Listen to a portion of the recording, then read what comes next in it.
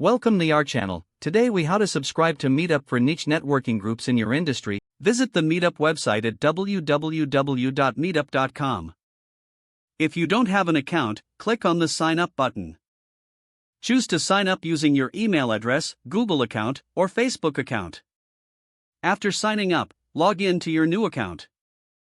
Once logged in, you'll see a search bar at the top of the page. Type in keywords related to your niche or industry. Press the Enter key or click on the magnifying glass icon. A list of relevant groups will appear based on your search. Browse the results to find groups that match your interests. Click on a group name to view its details. Read through the group description to ensure it aligns with your professional goals. Take note of upcoming events hosted by the group. If you find a group you like, click the Join button. You may be prompted to answer membership questions or agree to group rules. Once you've joined, you will receive notifications about future events. Consider attending your first event to meet other professionals. Engage with members through comments or messages in the group.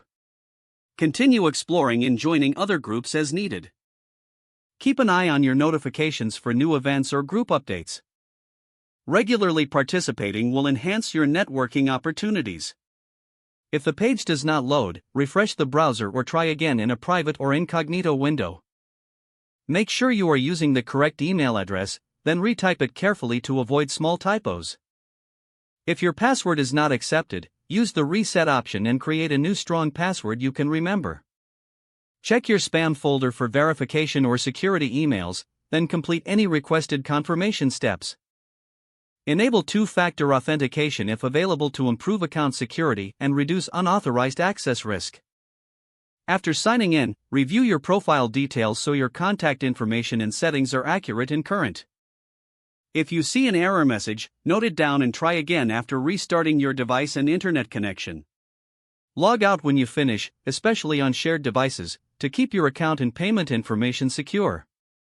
Don't forget to like this video and subscribe to our channel for more step-by-step tech guides.